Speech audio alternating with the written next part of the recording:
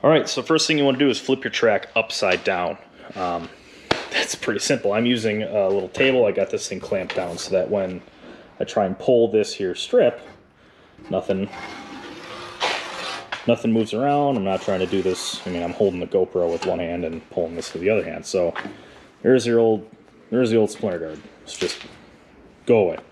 But now we have this adhesive here, and this is basically double-sided tape. So now what I do is I just using this 3-inch or 4-inch scraper or whatever it is, and I find the right perfect angle to get in there to try and peel up this adhesive to the best of my ability while I'm doing this one-handed. So this is also why you clamp down your track. Once you get it at just the right spot, you can get it pretty clean. This doesn't take too long, but it still needs to be done. You can see this adhesive is just going to come up in pieces. If I was doing this two-handed, I could probably glide at the perfect angle and get a lot of this up. So let's go through and do that.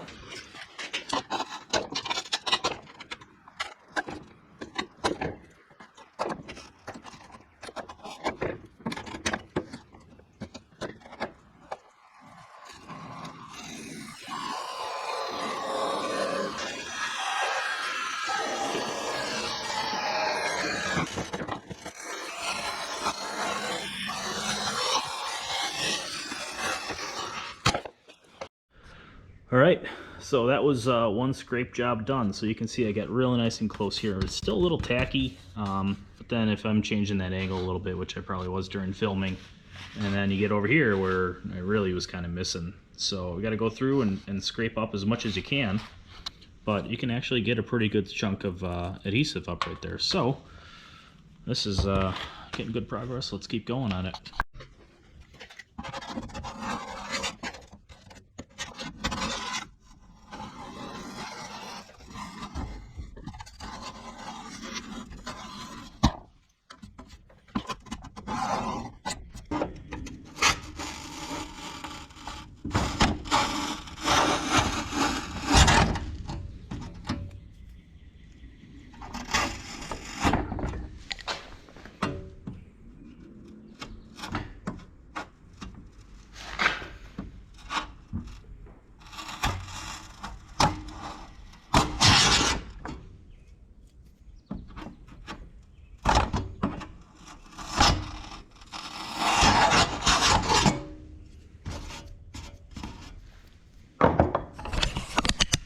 Alright, so this is about as good as I can get before I start chunking out some aluminum. So I have a secret weapon that I like to use, and let me show you what that is. Alright, and here's my secret weapon. So this is the 3M eraser wheel, part number 191411. I bought this off of Amazon. It was like 20 or 30 bucks, I can't remember. But I've actually used this a lot to take off like old sticker residue. So what we have here is a whole bunch of adhesive, and I'm going to use this to clean up the more difficult areas. And then once that's done, we'll go to the paint thinner, mineral spirits, whatever, and get it all nice and clean and ready to accept the new adhesive. So let's go through, get this all cleaned up.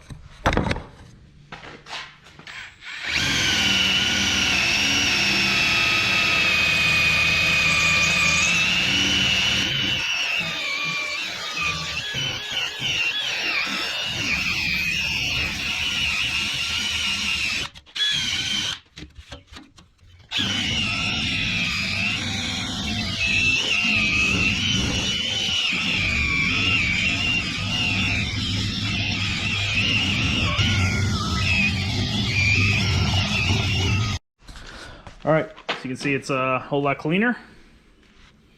Just wipe off some of that excess material. You can see it's real nice and clean now. That eraser wheel works really, really, really nice. I have it rolling, spinning in reverse of the direction that I was going. So it's kind of digging that material up. If you go against the grain, it seems to bump quite a bit, or against the direction of the drill, it bumps a lot and you don't get a very clean finish. So that's done. Use a little bit of mineral spirits and clean it up, get it all ready and free to accept the new Splinter guard.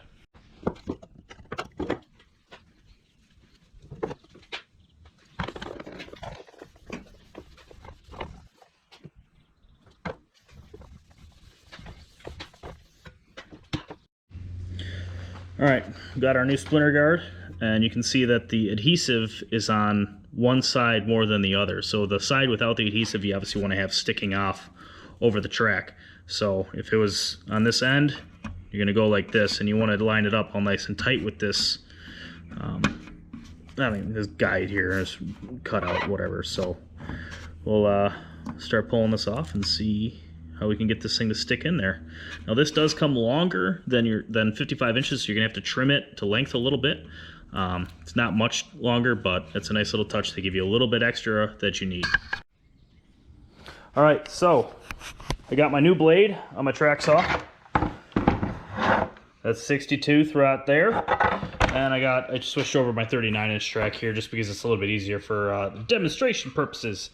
But you can see I got all this right here, and what Makita did is they did a really, really nice job with the saws, actually. As you can see, hopefully, you can see that little groove right there with this little stopper.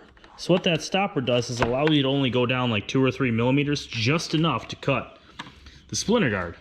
So what I can just simply do is pull the trigger.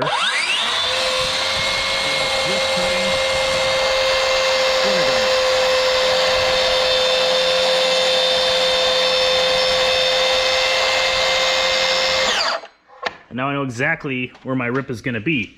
Now it's kind of difficult to cut this little leftover strip at the front and the back unless you join in another track, because you're never going to make a cut back here anyway. So if I attach another track to this, I can continue this all the way along. Same thing with back here. It's a little more difficult to make this cut back here. Let's never mind that little guy right there.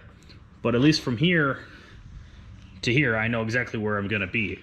So that's a really, really nice little thing. I wish there's an easy way to cut this without joining in 2 tracks, but I'm not going to do that today because it's just not worth it right now. So hope everybody enjoyed this little tutorial on how to change the splinter guard on a Makita Tracksaw. It should be the same for pretty much any brand tracksaw or plunge saw. With this Festool, Mafell, Dewalt, Makita, should all be pretty much the same basic concept. So hopefully you learned something from this. Like I said, please like, subscribe, everything. Hopefully some more videos coming along the way. So we'll see how it goes.